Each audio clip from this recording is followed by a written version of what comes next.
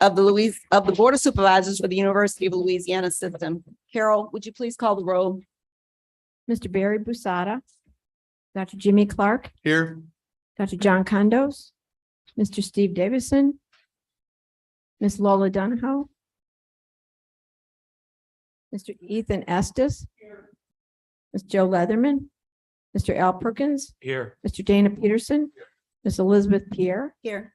Mr. Virgil Robinson, Mr. Mark Romero, Here. Ms. Christine Russell, Here. Mr. Joe Salter, Mr. Brad Stevens, Here. Ms. Julie Stokes. We have 8. Do we have a quorum? No. A quorum was not established, hence for the members here, we will receive and discuss items. The executive committee will meet in November to consider these items. At this time, Mr. Romero, would you please lead us in invocation? Yes, Madam Chair. Please stand. I would like to start with just a brief moment of silence with special thought and prayer for the health and welfare of our friends and families.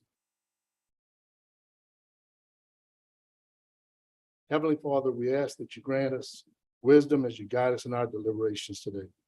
Send your spirit upon our staff, supporters, students, and educators, and fill them with wisdom and blessings. You're the source of all wisdom and knowledge. Bless those who teach and those who seek to learn.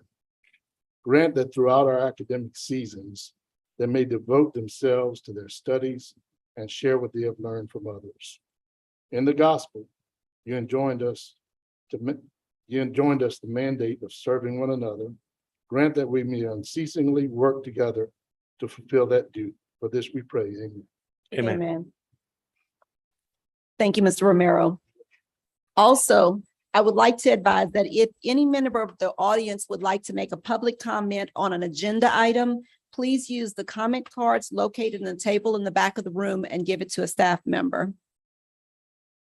Approval of minutes. Since we do not have a quorum, we will defer this item until our next meeting. As always, each committee chair will conduct the business of that particular committee. Are there any questions? First up, we have academic and student affairs. Dr. Clark, would you please address the items under that committee? I certainly will. Thank you. We have 4 items on the Academic and Student Affairs Committee agenda today. All of these are consent items and will ultimately require approval. Dr. Janine Kahn, Provost and Vice President of Academic Affairs, is going to provide the report. So, Dr. Kahn. Good morning, Supervisor Clark, Chair Pierre, members of the board, President Henderson, and colleagues in the audience. I will present the 4 academic and student affairs items at this time.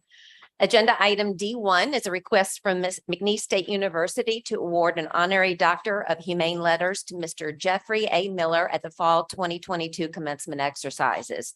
Mr. Miller is an alumnus of McNeese and currently serves as Chairman, President, and CEO of Halliburton Company. Agenda item D2 is a request from Northwestern State University to offer a Bachelor of Science in Sport and Recreation Management. The proposed 120 credit hour program, which requires an internship component, will prepare students for employment in sport, parks, and recreation management delivery systems. Letters of support were provided from entities such as Shreveport-Bossier Sports Commission, ASM Global New Orleans, which manages the Superdome, Smoothie King Arena, and the Championship Square, and Cane River National Heritage Area. This would be a very unique program offering in the state of Louisiana that would address a need in this area and discipline. The last 2 items, agenda items D3 and D4, pertain to the University of Louisiana at Monroe. ULM would like to enter into a cooperative endeavor agreement with the National Alliance on Mental Illness, NAMI, Ruston, Louisiana. NAMI is a nonprofit organization that supports and advocates at the local, state, and national levels regarding the promotion of quality care, rights, and interests of those affected by mental illness. The proposed agreement will allow for the establishment of a post-secondary education support program on the ULM campus, and such a program will provide mentoring, advocacy, support, education, and referral assistance to ULM students struggling with substance misuse and/or mental health issues. And the last item, D4, The university would like to enter into a student exchange agreement with Management College of National Defense University, which is located in the Republic of China. The two institutions will exchange 1 to 2 students for 1 to 2 semesters annually. And Dr. Clark, that concludes my presentation of the agenda items, and I'm happy to entertain any questions members might have. All right, Dr. Khan, I did notice that on our board that number 2 and 3 are identical. So I think number 3 is actually missing. So just for clarification, that is the University of Louisiana at Monroe's request. Is You are that indeed correct. okay? All right, just wanted to note that. So I just wanted to make sure it was approved. Yes. They're riding the coattails of Northwestern. I see. Okay. All right. I don't have any questions relative to the recommendations. Are there any from anyone else? All right, I believe that we suspend requesting a motion or any kind of a vote at this point in time. Correct. We'll consider those items later. That being said, we'll move on to our next committee, athletics. Ms. Russell, would you please address the items under the athletic committee? Yes, ma'am. We have 9 items on the athletic committee today. All are consent agenda items. Mr. Bruce Janay will provide a brief overview of these items. Thank you so much, Ms. Russell and board members. Campuses are requesting approval of the following items E1 through E2 from Grambling. Approval of contracts with Davin Pierre, head baseball coach, Lamont Vaughn Jr., head men and women's track and field coach, and items E3 through E7 from Louisiana Tech, requesting approval for contract with Brian Johnson, director of men and women's track and field and cross country, Brooke Store, head women's basketball coach, approval for 2 assistant baseball coaches who are Cooper Fouts and Mitch Gaspard, 3 assistant women's basketball coaches, Scott Store, Nitra Perry, and Pierre Miller, and an amendment from Louisiana Tech to the contracts for 2 assistant football coaches who are Casey Walker and Nathan Young. And finally, items E8 through E9 from Southeastern, approval of contracts with Lawrence Elaine, head golf coach, Clayton O'Callahan, assistant track and field coach, and finally, Michael Randall, assistant men's basketball coach. And those are all the items, Ms. Russell, for the board to consider. Thank you. Does anyone have any questions? Mr. Janay also wanted me to mention that the athletic travel policy PPM has been revised effective today, and a copy was sent to each of you. Any questions in regards to that? That will conclude the athletic committee. All right, thank you, Ms. Russell. We'll move then into facilities planning. Vice Chair Stevens, will you please address the items under the facility planning committee? We have 12 items of facilities planning committee. They're all consent agenda items. Mr. Bruce Janay will provide a brief overview of the items and do so by campus. Thank you so much, Mr. Stevens. Item F1 for Louisiana Tech, accept a donation of approximately 0.65 acres adjacent to the university campus at the corner of Everett Street in West Alabama. Donation from Innovative Student Facilities. The land was acquired to improve the parking facilities. The university owns the adjoining property and does not anticipate any increase in maintenance or operational expenses. Item F2, also from Louisiana Tech, execute a cooperative endeavor agreement with Tech Point 2 for the purpose of servicing and maintaining a 40,000 square foot facility to be known as Tech Point 2. The LLC has partnered with Louisiana Economic Development for the construction of Tech Point 2. The facility is currently under construction with an estimated completion date of October 2023. Tech Point 2 will execute subleases with qualified tenants for the facility who will promote the enterprise campus master plan and align themselves with the university's academic and research strengths. The facility will be leased at a very competitive rate. This proposed cooperative endeavor agreement will allow the university to service and maintain the Tech Point 2 facility and then to recoup any operational costs out of the rents received from tenants.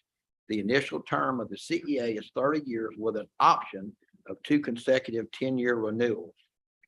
Item F3 from McNeese, requesting approval to amend its 5-year capital outlay submission that was submitted to you all and approved by the board in August. The university wishes to rearrange the monies in each of the 5-year columns that they had presented in the capital outlay plan to better match the priorities of the university.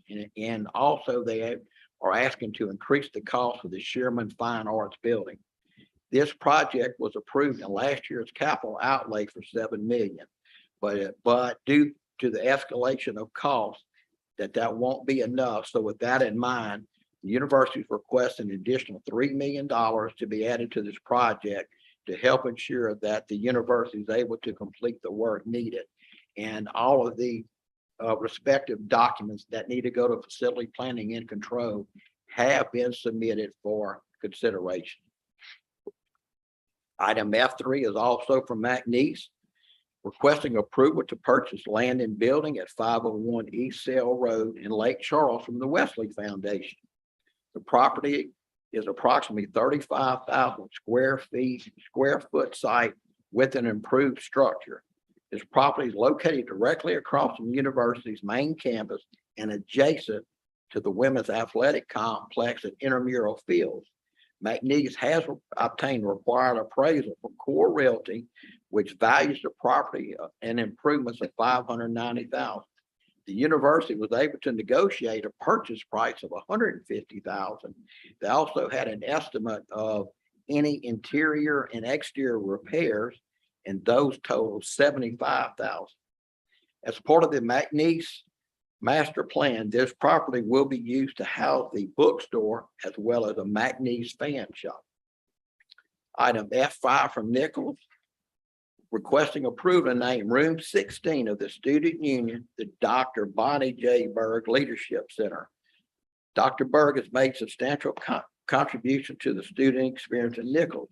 She was a faculty member, and then she became the first Dean of Women and then first female vice president, serving as vice president for student affairs until her retirement in 1991. Nichols is also requesting to enter into a ground lease with the Nichols State University Foundation to fund a project at approximately $400,000. This project will consist of constructing a concrete slab to lengthen the outdoor covered practice facility from 75 yards to 100 yards. And I want to note that that this facility is used by all team sports that play on the outside. Upon completion of the project, the foundation will execute a donation back to the university completed project. The lease will terminate October 31st, 2024, or upon completion of the construction of the new facility. Item F7, University of Louisiana at Lafayette. They are also requesting approval to amend their 5-year capital outlay plan by adjusting amounts of some of the projects and by adding one project to their submission. The strategic long-term institutional priorities have been updated after discussions with designers and contractors considering the recent cost of construction escalation issues. For example, the Madison Hall project, they're asking for an increase of $2 million.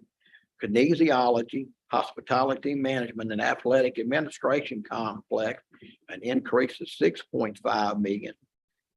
Billy O. Hall, an increase of $7 million. Then the New Iberia Bio Innovation Accelerator project, an increase of $3 million. And then the new project they want to add is Foster Hall elevator and third floor build out at a request of $1.1 million. Just as we did with McNeese, all of the appropriate documents have been submitted to us and we approved it and sent it up to Board of Regents. And so now it is available to be considered in the next legislative session. Item F8 from University of Louisiana Lafayette, requesting authorization only to begin negotiations for a cooperative endeavor agreement and land lease with the city of Lafayette or the Lafayette City Parish Consolidated Government regarding design and construction and operation of a performing arts center. The Lafayette Economic Development Authority recently obtained a market and financial feasibility analysis related to the development and operation of a performing arts center in Lafayette. And I'm happy to say that the university was selected as a top site for the new Performing Arts Center. The city desires to construct the new Performing Arts Center on the university property located at University Common as defined in the UL Lafayette Master Plan. Upon approval by the board, the university will proceed with its assistant staff, legal staff, and other appropriate state agencies to move toward the negotiation of this agreement. I want to point out that the university will come back to the board for approval of the cooperative endeavor agreement and land lease once it's finalized.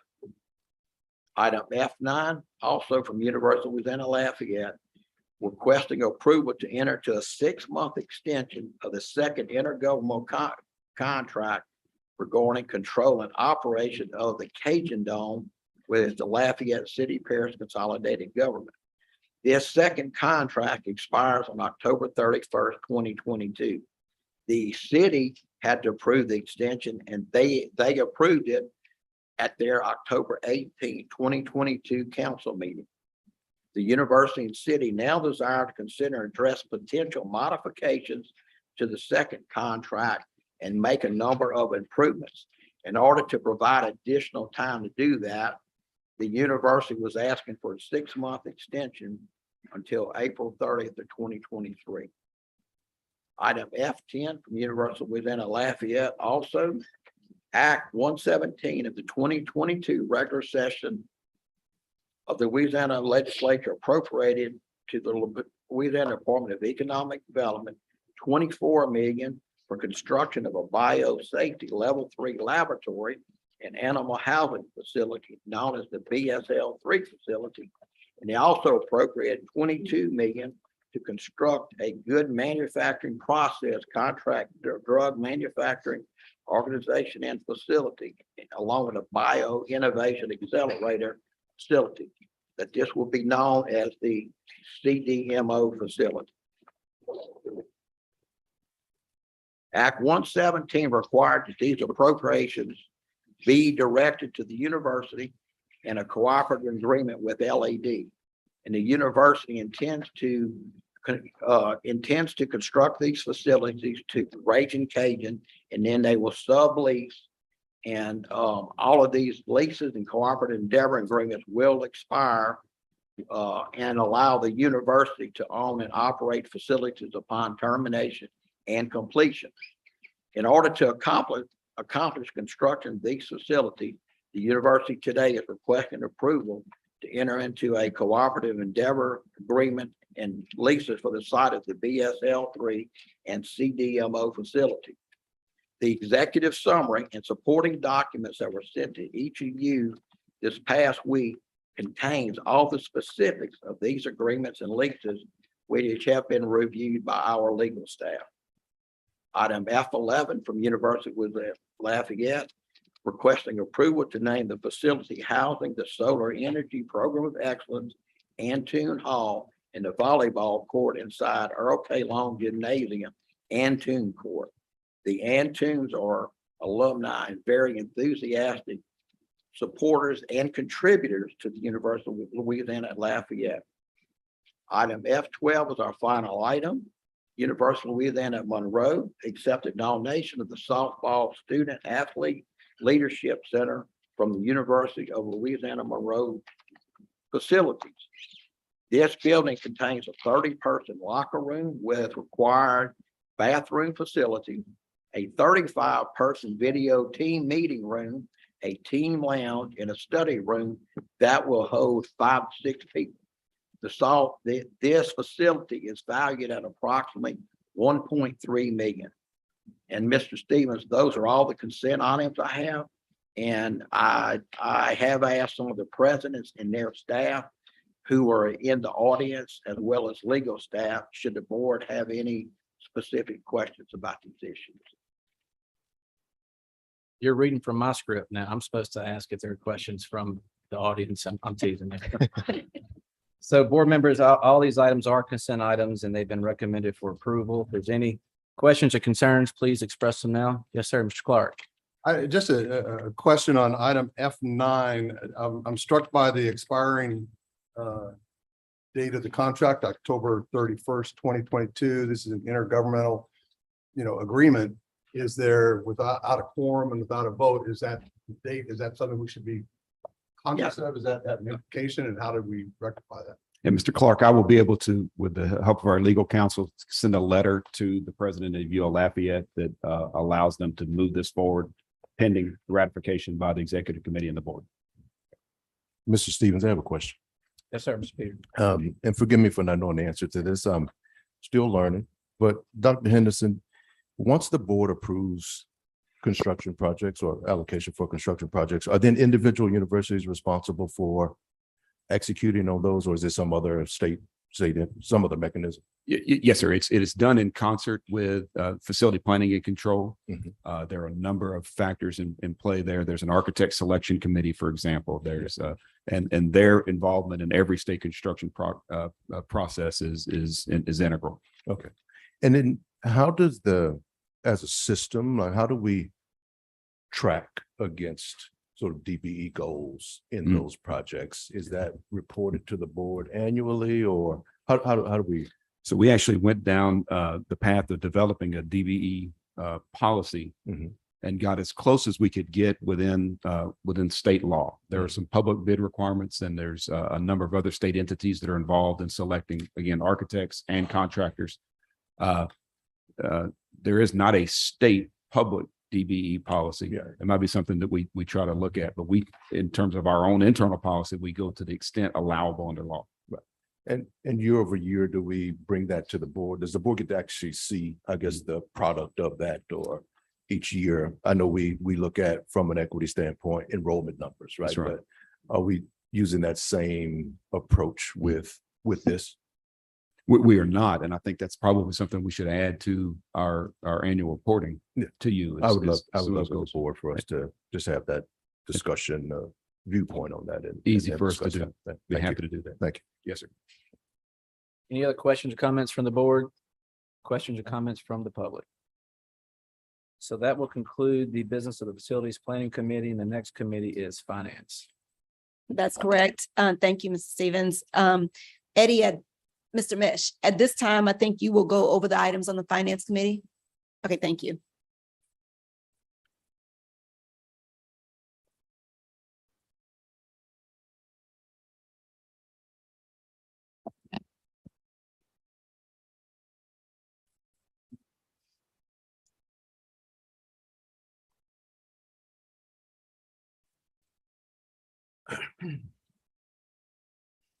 G1, Grambling State University's request for approval to split the Contractors Educational Trust Fund chair into 4 super endowed professorships.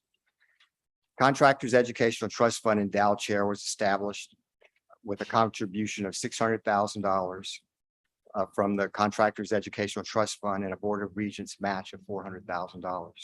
The university now believes the engineering technology program would be best served by converting the endowed chair into 4 super endowed professorships, which each professorship assign a corporate balance of $250,000 plus earnings. The 4 super endowed professorships will enhance the support of faculty in construction-related fields by providing the program with much needed resources for salaries and professional development. Endowed professorships would be named Contractors Educational Trust Fund Super Endowed Professorships 1 through 4.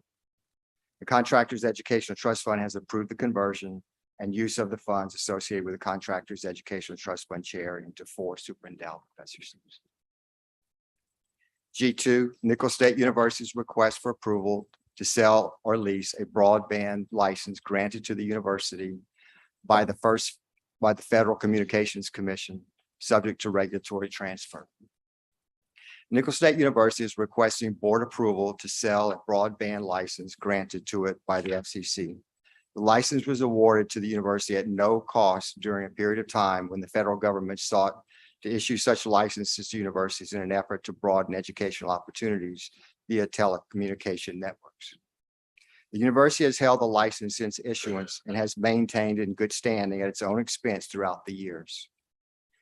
Nichols has used this frequency to broadcast Wi-Fi connection signals to locations near the athletic venues. However, recent upgrades to informational technology systems has caused this broadcast ability to be redundant to the regular operations of the university.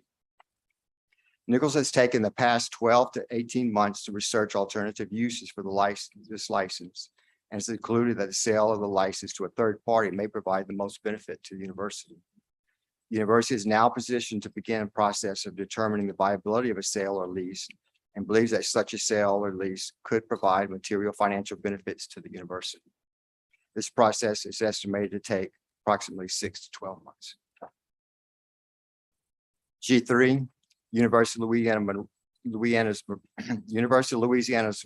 at Monroe's request for approval to enter into an articulation agreement with the Ochsner Health System and the Louisiana Community and Technical College System related to the university's master's degree program in nursing. This agreement is intended to assist Ochsner and LCTCS institution RN employees who have bachelor's degrees and want to further their education by obtaining MSN degree. The agreement is in alignment with addressing the nursing faculty shortage and consistent with the Healthy People 2030 focus on promoting the health, well-being, education, and training of the workforce, including the public health and healthcare workforce. To participate, employees must possess a Bachelor of Science degree in nursing, have a cumulative GPA of at least 2.8 on a 4.0 scale, and have an active and unencumbered registered nurse license. When determined by ULM that the employee has satisfied the required criteria, the employee will be guaranteed admission to the ULM Master of Science Nursing program. ULM will provide master's level nursing coursework at a rate of $300 per credit hour. Both partners have set aside funding to provide this opportunity to their employees at no cost to them. The term of this agreement shall be ongoing, but any party may terminate the agreement upon written notice. The termination would become effective at the start of the following academic year. If the agreement is terminated, all students identified on or before the date of termination will retain their enrollment guarantee and all other terms stated in the agreement. G4, University of Louisiana System's request for acceptance of fiscal year 2021-22 financial and compliance and federal award program representation letters for the University of Louisiana System and the Louisiana Tech University. These are letters of representation that the Office of Legislative Auditor needs the board to approve for the system and for the campuses being audited this year. The board previously approved Louisiana Tech's letters at the August meeting, but the auditors updated the letters requiring them to be re-signed. Documentation is available in the system office.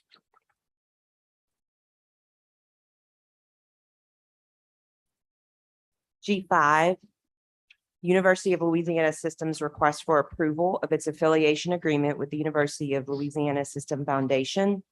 System Policy and Procedures Memorandum FB4 requires an agreement or memorandum of understanding between the system or university and nonprofit 501c3 organization that wishes to be affiliated with the system or university. So just for some context here, prior to the establishment of the Reginald F. Lewis Educational Equity Initiative, the foundation had very little financial resources, and that's because it was largely in its primitive stages, even though it was established. However, we've added a number of equity initiatives, Compete Louisiana, the Reginald F. Lewis Scholars Program, that really are requiring us to build our infrastructure to support this work. You guys may remember, here's my two shameless plugs, that we announced a lofty but attainable goal of $1.5 million to support the Reginald F. Lewis Scholars Program. So we do need the infrastructure to make sure that we are tracking those dollars and ensuring that we are taking care of our audit requirements and so on. I want to personally thank each of you who have given to the Scholars Program. It is not going unnoticed. We really do appreciate your support And so thank you for that. Having this affiliation agreement between the system and the foundation will allow us to do just that. I said I had two shameless plugs. So the first one was that we announced the 1.5 million, but you also in your packets have an annual report. And sometimes, when you start these annual reports, you don't realize the resources, the time, the energy, and that comes that's poured into these programs. And so this annual report has really given staff a time to celebrate. We did a little dance in the office when they were printed, because we are very proud of this program. You will get to see just a glimpse of a high level glimpse of some of the work that's being done. So we're very proud of that. I'm excited to inform the board that we've invested in a CRM for the foundation that will allow us to do a lot of tracking, accounting, and so on. I anticipate with the proper infrastructure, we'll continue to see growth in our equity initiatives. Just to remind the board, the foundation is a nonprofit organization formed for the exclusive purposes of promoting, assisting, and benefiting the mission of the system. The corporation is duly registered with the Louisiana Secretary of the State. And that's all I have. And this completes the consent items, Ms. Pierre. I'd be glad to answer any questions. Thank you. Questions, Dr. Clark? A question on G3, the Louisiana Monroe request for the approval to enter into the articulation agreement with Ochsner Health System and LCTC S. I'm in favor of the concept. Is there any reason why, or perhaps it was offered to other institutions with nursing programs in our system? Is there any reason why we could not expand or suggest or advocate for more systemness rather than individual articulation agreements with each institution? Yes, sir. We've contacted the LCTCS before about that very thing, and they were open to broader agreements of this type.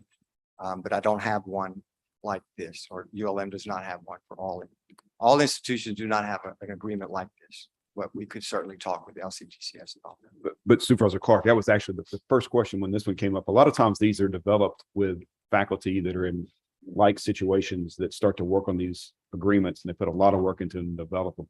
The first question we asked when this one came through is, this makes a lot of sense. How do we expand this and extend it to all the other institutions? And that work is ongoing right now. Okay, that's Yes, sir. good. Any other questions? Madam Chair, I just would, Yes. on item G1, the Contractors Educational Trust Fund is an extraordinary investment in a number of programs we have at multiple universities across the state. That's done through the industry. They got together and put this program together. We're joined in the audience today by Ken Nakan, a gentleman I have worked with now for almost 20 years on a number of initiatives, going back to work, at post Katrina. And I just wanted to take a moment of personal privilege to thank Ken and those that he represents, Association of General Contractors, for their work in support of the state, but more important, in support of education and developing our own. Ken, thank you very much, and thank you for being here. We appreciate you.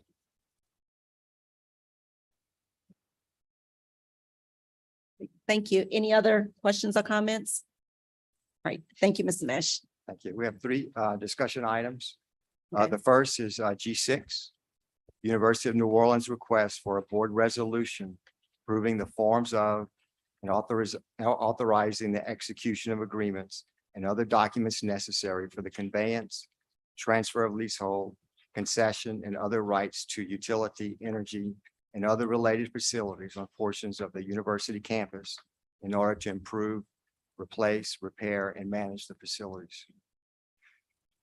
On September 27, 2019, the state of Louisiana and Louisiana Energy Partners entered into a cooperative endeavor agreement establishing a framework for state and any state entity as defined in the CEA to enter into a series of transactions agreements with LAAP or affiliated entities of LAAP to provide for the construction, improvement, or repair of utilities, energy plants, and other facilities owned or controlled by the state or state entity, and to provide for energy optimization improvements for such facilities through the lease, conveyance, or transfer of leasehold, concession, or other rights to LAP or any affiliated entity of LAP. The University of New Orleans and the UNO Research and Technology Foundation, with the assistance of independent financial advisor, Sisson Securities, technical advisor, M&E Consulting Engineers, and legal advisors to Queer, Clark and Adams, Dave Donaldson, Baker Donaldson, and Jones Walker have negotiated a transaction that will provide the university with a more energy efficient infrastructure and without increasing the university's annual overall cost.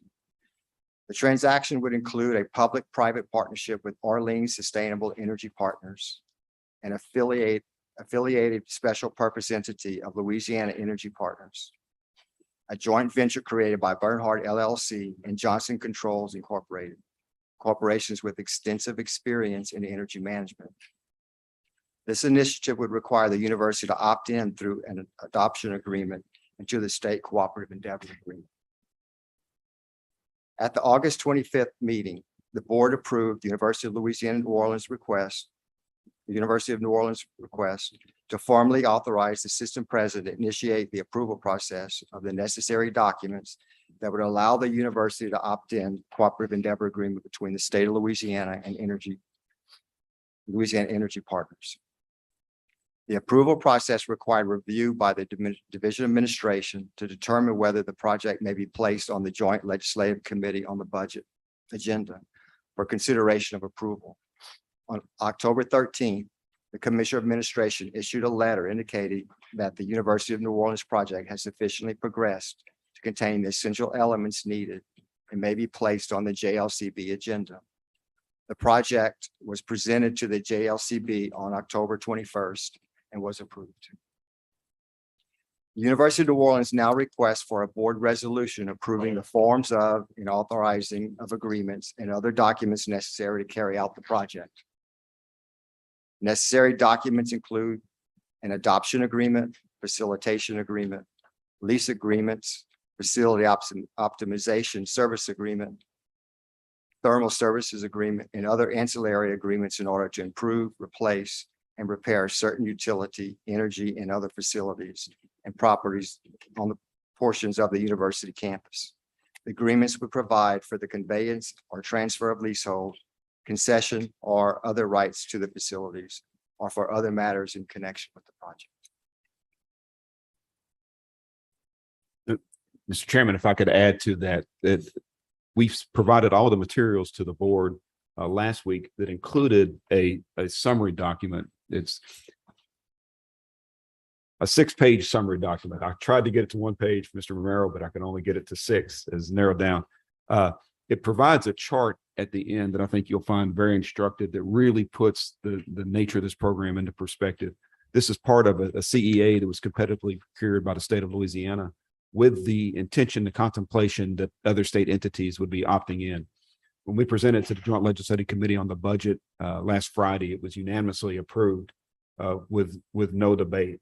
It was and we at that time testified as to the intent that other institutions of our system will be coming forward with their own plans. Each of our institutions has a different footprint, if you will, a different landscape in terms of their mechanical systems, in terms of their ability for off takers, a number of different factors. So each one of these is going to be complex. Each one of these is going to be a little bit different than the others, but they will all follow this same format, providing a net public benefit. This particular agreement from UNO provides a net public benefit north of $40 million over the life of the agreement. It's an extraordinary advance for the institution, and it's the product of multiple years of work understanding the concept and a couple of years of work for UNO understanding specific application to that university. We do have expertise in the audience if there are any specific questions on that, and we'll be happy to entertain those questions.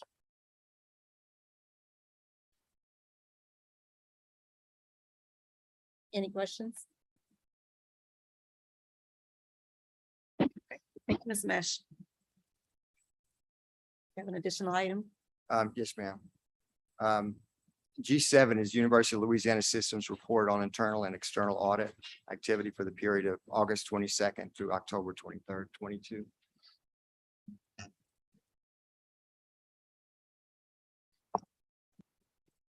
Item G7 is University of Louisiana System Report on Internal and External Control, as Eddie mentioned, for the period of August 22nd to October 23rd, 2022. Earlier this week, I emailed each of you a listing of internal and external reports that have been completed by various auditors, along with their audits in progress. And in the back of the report contains a follow-up timetable to make sure that prior recommendations have been implemented. And this is a report only, and no action by the board is necessary. But if it's okay, and with the board, I do have 4 internal audit directors here that I would like to call their name and recognize them, because they normally don't are able to attend board meetings. But anyway, we have an audit function tonight and tomorrow. So the ones that are here is Casey Ainge from McNeese, Paulette Mayon from Nichols, Emily Posey from Northwestern, and UK Azuru from Southeastern. So at this time, if they'd stand and just recognize them, please.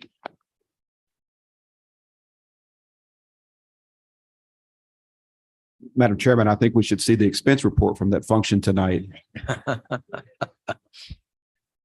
Thank you. Question? That's Clark. Just a point of clarification, the wording, I'm reading the executive summary, and it says that external audits are generally conducted in accordance with laws, regulations, or contracts. Does that suggest that sometimes we don't? No, I'm sorry. I'm sorry. No, we always follow standards. No, I'm sorry. Okay. Wanted to be sure I understood that. Yes. Thank you. That is so good. The general. So item G8 is the ULS discussion of the fiscal year ended June 30th, 2022 financial reports and ongoing assurances. And we have given members of the board copies of these financial reports. So the first report is the operating budget versus actuals. This is a report of a comparison of budget to actual revenues and expenditures for fiscal year 22. Campuses submit their quarterly financial reports to the system, and they provide explanations when revenues have not reached budget estimates and when expenditures have exceeded budget estimates.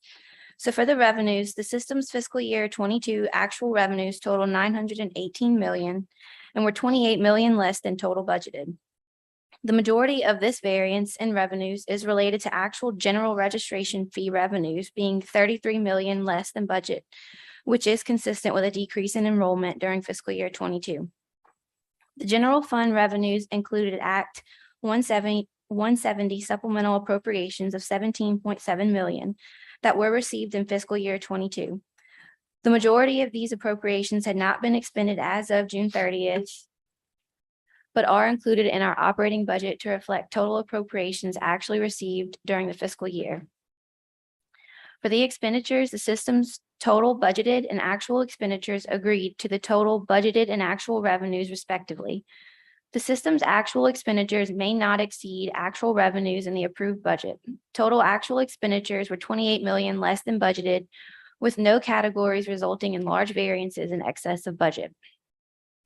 The next report is the operating fund prior year to current year comparison. This is a prior year to current year comparison of actual revenues and expenditures. Campuses submit their quarterly financial reports to the system, and they provide explanations for any large or unusual variances. For revenues, the general fund appropriations increased by $92 million from fiscal year 21. This is mostly caused by $48 million in CARES money received to replace some general fund appropriations in fiscal year 21.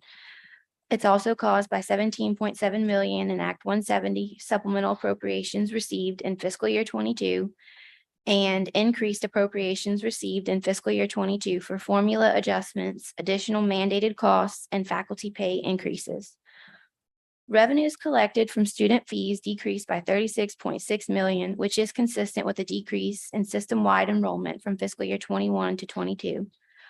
Other revenues increased by 20.9 million, mostly because of increases in indirect cost revenues and CARES money to offset lost tuition and fee revenue. For expenditures in total, the system's operating expenditures appear to have increased by 76 million from fiscal year 21 to 22. But this increase in the operating budget is mainly caused by expenditures being charged to restricted CARES funding in the prior year, but now being charged to the operating fund in fiscal year 22. For expenditures presented by function, the $24 million increase in instruction expense is related to an increase in faculty salaries in fiscal year 22. Additionally, some of this expense was charged to state CARES funding as restricted in fiscal year 21, but charged to the operating fund in the current year. Research expense increased by 7.4 million because of one-time state appropriations received in fiscal year 22. Institutional support, scholarship and fellowship, and athletics expense all increased mainly because in the prior year they were charged to CARES funding as restricted, but they were charged to the operating fund in the current year. Operations and maintenance expense increased by 15 million, mostly because of increased insurance premiums related to storm damage, increases in utilities, and also because of restricted CARES funding covering these expenses in the prior year. Other expense increased by 7.9 million, and this is related to the Act 170 supplemental appropriations received but transferred to restricted to be spent during fiscal year 23. For the expenditures presented by object, salary expense increased because of a system-wide 2% pay increase for faculty, some staff pay increases, and there was also a civil service market adjustment at the beginning of fiscal year 22. Travel increased because there was less travel during fiscal year 21 because of the COVID pandemic. Operating services increased because of the increase in utilities and also because of restricted CARES funding covering these expenses in the prior year. Other charges and interagency expenses increased by 37.5 million, and this is mainly due to the Act 170 supplemental appropriations received but transferred to restricted to be spent during fiscal year 23. It is also caused by CARES funding covering these expenses in the prior year. And general acquisitions mainly increased because of more major repairs being funded by the operating fund than in fiscal year 21, storm-related repairs and purchases, and a cloud software subscription purchased. The next report is auxiliary and athletics operations.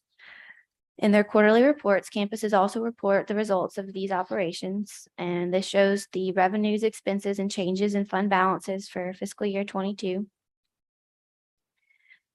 Revenues totaled approximately 255 million, expenses were approximately 270 million, and net transfers in were 8.5 million, resulting in an overall current year operating deficit of approximately 7 million and an ending positive fund balance of approximately 40 million.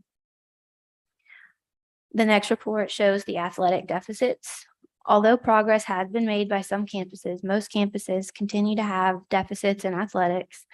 This report shows the current year and cumulative fund balances for fiscal year 22. The cumulative fund balance deficit as of June 30th totaled 44 million, which is an improvement from the third quarter projected cumulative deficit of 48.8 million. And with their quarterly reports, the campuses provide certifications of certain assurances about their operations. Campuses did not note any areas of immediate concern in their certifications, and these certifications and their individual reports are available for review. And this is a report only, and no action is necessary by the board. Thank you. This completes the discussion items. Okay. Smash. Were there any questions on the report? None? Okay, thank you so much. That takes us then to the Personnel Committee. Mr. Romero, would you now go over those matters? Sure. Thank you, Madam Chair. The Personnel Committee has 4 items on the agenda today, and they're going to be presented on the consent agenda. Ms. Keisha Neal will provide an overview of the items today. Thank you, Mr. Romero. Good morning, Chair Pierre, Dr. Henderson, and board members. Item H1, Louisiana Tech University's request for approval to appoint Mr. Carl Pouliot as Dean of the College of Liberal Arts effective September 1, 2022. Item H2, University of Louisiana at Lafayette's request for approval to continue the appointment of Mr. Mike McClure as interim dean of the College of Arts effective September 1, 2022. Item H3, University of Louisiana at Monroe's request for approval to appoint Mr. Seth Hall as interim director of athletics effective September 1, 2022. Item H4, University of New Orleans request for approval to appoint Dr. Darrell Kruger as provost and senior vice president for academic affairs effective January 1, 2023. Mr. Romero, this concludes the items to be considered today. Thank you, Ms. Neal. Do we have any questions or discussion with the board? No questions? Thank you, Ms. Thank you. Sherman. Thank you so much, Mr. Romero. That completes our committee items. At this time, Dr. Henderson, would you please present your report to the board? Thank you, Madam Chair. Members, you received the personnel actions for review, and I just want to note that the staff has reviewed these requests and recommends approval.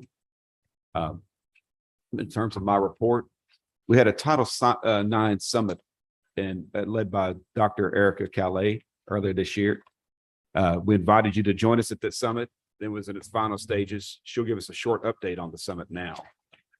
Before she gives her comments, I'd like to publicly congratulate her for recently being recognized by La CUSPA, which is the Louisiana Council for University Student Personnel Administrators. Got it. Close? Yeah, good enough.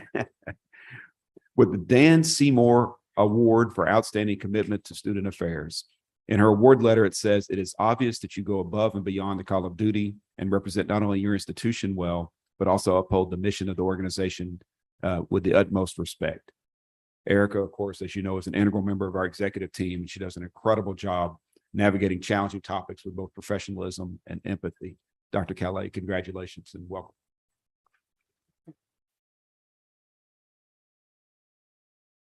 Thank you, Dr. Henderson. Thank you, Chair Pierre and board members. As Dr. Henderson mentioned, we recently held the Title IX Summit on October 3rd and 4th at University of New Orleans. A special thank you to Dr. Nicklo for hosting us. The Title IX Summit was well attended with over 140 participants. Programming of the summit reflected the many tenets of Title IX. The summit included a training on decision-making, and the breakout sessions provided information regarding Title IX in athletics, sexual misconduct, and there was also a track for campus police. A special thanks to Supervisor Russell for delivering a presentation on the importance of relationships between universities and local criminal justice agencies. We really appreciate you taking the time to be with us on that day. I would like to thank Attorney Brandon DeCour. What is wrong with me? I'm sorry. I'm fumbling with my words, for conducting a presentation. We feel that participants left with tools that they were able to take back to their campuses and use in their daily work. We look forward to holding a second conference next year. And Dr. Nicklo, we promise we won't burden you with that. We'll go somewhere else. But again, we feel like we had a successful inaugural Title IX conference. Earlier this month, our Title IX coordinators were required to prepare and submit their data reports to their campus presidents. Additionally, the campuses have submitted those reports to our office and posted those reports to their respective websites. Although I plan to prepare a comprehensive report that will be posted to the system's website and share with you next week, I would like to share that in the area of training, overall, we have a completion rate of 99% for the responsible employees and a 100% completion rate for our confidential advisors. You will see this information reflected in the report that I will send to you next week, along with information regarding formal power-based violence incidents on our campuses. So that concludes my report. Thank you. Are there any questions? Dr. Calais, thank you for that. And, Yes, you're welcome. for the board members, this summit that we had in October brought together athletics personnel because a great deal of Title IX deals with equity and funding of college athletics and access, equity and access to athletic opportunities. But as you know, Title IX goes far beyond that. So the other half of the room were personnel, faculty, and staff that deal with the issue of power-based violence. There were a number of great conversations. And what happens when you put people in the room, sometimes new areas that are worthy of attention are brought to bear. And during one of those sessions was a hypothetical that was given by one of the experts from STAR, one of our partners. And it led to a conversation with faculty that opened up an area of concern for us. That's the power dynamic that can exist within our organization, especially when you have tenured senior faculty and untenured or tenured track faculty that are making their way through the process. It generated a number of conversations with a few board members that were there, certainly amongst our staff. We brought in expertise from STAR, and Dr. Khan and Dr. Calais will be working with STAR on a comprehensive approach, bringing together faculty and academic leadership from around the state to get a deeper understanding of how those power dynamics can contribute to workplace environments that are anathema to what we stand for. There's not an incident that has occurred. It was a result of a hypothetical that got us thinking about this. And that's the power of bringing thoughtful people into a room to discuss these kinds of issues. And again, I just want to thank Dr. Calais for her work in bringing that together. For our future conference, the dates will be set quite soon. The location is set, Lake Charles, somewhere in Lake Charles. It's some date in the very, very near future. We are working through a number of logistical challenges. When I met with the mayor during part of President Burkell's review, that was his last request, is that if you have any kind of event, please bring them to Lake Charles. I just want you to know that the doors are open in Southwest Louisiana. We intend to take him up on it and enjoy the McNeese culture. So go Pokes. That information will be coming to you shortly. Lastly, we have completed the annual evaluations of our university presidents, including the deep dive 360-degree evaluations of 4 of our presidents. We'll be bringing to you those and go into great detail in executive session at our December meeting.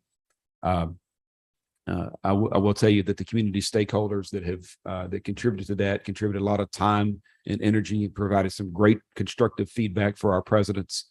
And I think it'll be an essential part of our continuous improvement process going forward. Again, you'll consider these during the executive session at the December meeting. And Madam Chair, that concludes my report. Great. Thank you so much, Dr. Henderson. Well, it's nearing end of the year and it's time to elect 2023 officers. I am appointing a nominating committee to meet in conjunction with the December meeting. Mr. Romero will chair that committee. Mr. Perkins, Mr. Robinson, and Ms. Russell will also serve. Also, we recently changed the date of our next meeting to Tuesday, December 6th, and that'll be at 10 a.m. So thank you everyone for accommodating with us with that revision. Another matter, if you have not responded concerning your intent to attend campus commencement exercises, please submit your forms via the link that Ms. Carroll emailed to you. We know how much your attendance means to the campuses. Also, if you have not completed your annual training of ethics and preventing sexual misconduct, please remember to do so by December 31st. And if you have any questions, just contact Mr. Bruce Genet. At our August meeting, we distributed a proposed revision concerning standing committees. In essence, the change was to add the audit committee. This will be considered at our next meeting. Thank you. And you do have an explanation of all of our committees in your material, and you'll see audit committee under is item B6. I will make appointments to the audit committee following the affirmative vote. At this time, we plan to have Ms. Julie Stokes as chair of the audit committee with the members, Mr. Basada, Mr. Robinson, and Mr. Romero. Thank you for agreeing to serve. Is there any further business to come before the board at this time? Hearing none, that concludes our business for the day, and I think the shortest meeting I've ever attended. Thank you so much. We stand adjourned.